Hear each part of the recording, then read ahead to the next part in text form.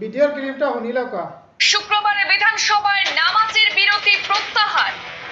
৭৯ বছর আগে প্রথা বিলুপ্ত আসাম বিধানসভায় সংখ্যাগরিষ্ঠ সমর্থনে বড় সিদ্ধান্ত আসাম সরকারের।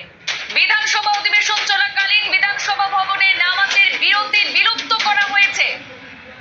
সৈয়দ সাদুল্লাহর আমলের শুরু, হিমন্তের আমলের শেষ। আজ নামাজের বিরতিহীন বিধানসভা অধিবেশন চলছে আসামে। মুসলিম বিধায়করা শুক্রবার জুম্মা। অবশ্য আপনারা জানতে পারছেন আসামর ওইসব মুসলমানের উপরে আল্লাহ লানত। বর্তমানের সময়ে যে মানুষে সব কিছু শুনিয়া বুঝিয়া দেখিয়া এরপরে যারা সামান্য কিছু পয়সার বিনিময়ে যারা বিজেপির সমর্থন করেন তারার উপরে মুসলমান নাম দিয়ে তারার উপরে আল্লাহ লানত। দেখো কা জানতে পারছেন অবশ্য এই ন্যাশনাল মিডিয়ার মাধ্যমে যে বিজেপি বিধানসভাত মুসলিম এমএলএ অকলরে নমাজ থেকে বঞ্চিত করে লিছে, নমাজ থেকে বঞ্চিত করিলে। আর পূর্বপুরুষের আমল থেকে যে বিধানসভাত নমাজ পড়িয়া ইতরা এমএলএ অকলে শুক্রবারের নমাজরে যেই মুখ্যমন্ত্রী হিমন্ত বিশ্ব শর্মায় মানুষের নমাজ থেকে বঞ্চিত করে। এই সময়ের খালে যত মুসলমানের বিজেপিত যাওয়া মানে সামান্য টাকার লোভে। আমরা সমাজে অনেক মুসলমান আছেন যারা দিল খুলিয়া বিজেপির সমর্থন করেন, নাম দিয়া মুসলমান। আসলে কি মুসলমানই ওরকম করা যায় যে মানুষই আমার ইসলাম থেকে বঞ্চিত করিল? আর ও মানুষের স্বার্থ আমি কিভাবে ও মানুষের সমর্থন করতে পারি? আর ভিডিওটা আরো শেষ না, আরো দেখো, আমি আরো একটা ক্লিপ লাগাইয়া দেখো। বিধানসভায় শুক্রবারের জুম্মার নামাজের বিরতি নেই। মুসলিম বিধায়করা নামাজের জন্য বিরতি পাবেন না। ব্রিটিশ আমলে সৈয়দ সাদুল্লাহ আসামের মুখ্যমন্ত্রী বা তৎকালীন প্রধানমন্ত্রী পদে থাকাকালীন সময় থেকেই আসাম বিধানসভায় নামাজের বিরতি প্রথা চালু হয়েছিল। দীর্ঘ ৮ দশক পর বিলুপ্ত হলো নামাজের বিরতি।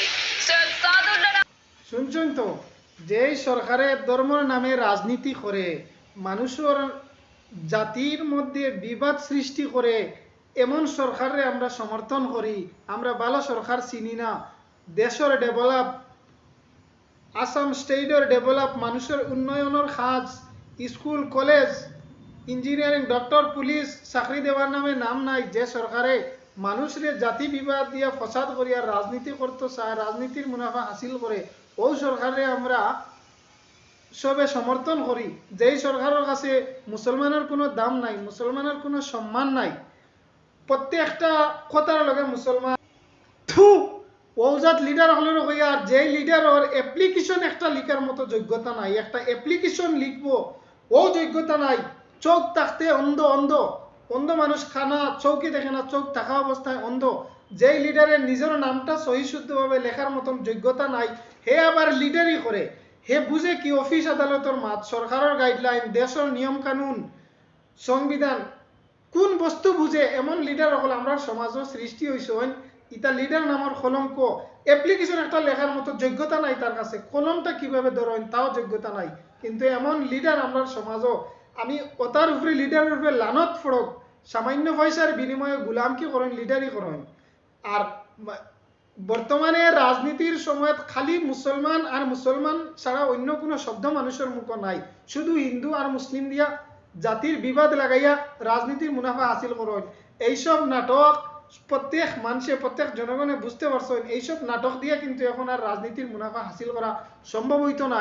আর বিশেষ করে ও রাজনীতির ও লিডার হলেন আমি কই, আর যারা বিজেপির লিডারই করেন কিন্তু একটা অ্যাপ্লিকেশন, একটা ফর্ম ফিল আপ করার মতো যোগ্যতা নাই, শিক্ষা নাই, অশিক্ষিত আনপড় লোক যারা, তারা আবার লিডারিটা করে কিভাবে? তারার মাথাত, আনপড় মানুষের মাথাত কি কোনো বিবেক বুদ্ধি থাকে? সংবিধানে কোনো আনপড় মানুষের প্রবেশ করতে পারে? তাহলে তারা লিডারি কোন কাজে তারা লিডারি করেন? তারার উপরে লিডারি লানত ফড়ক। সামান্য পয়সার বিনিময়ে গোটা সমাজটারে ধ্বংস করে লিতরা। ইটা হইলে সমাজের শত্রু। কারণ একজন মানুষ তার নিজের চরিত্র কিভাবে ভালো করবো এটা যদি জানে না, অন্যরে জ্ঞানটা দিব কিতা? অবশ্য আমার ভিডিও দেখে আপনারা খারাপ লাগতে পারে ভাইয়ান, কিন্তু এই কথাগুলো একদম বাস্তব। আর যার কারণে বর্তমানে সংবিধান থেকে, নমাজ থেকে বঞ্চিত করে দিয়েছে বর্তমানের সরকারে মুসলমানরে। আপনারা বিবেচনা করবা এটা কিরকম, কোন পর্যায়ে যায়। আজকের ভিডিও এখানেও শেষ করলাম।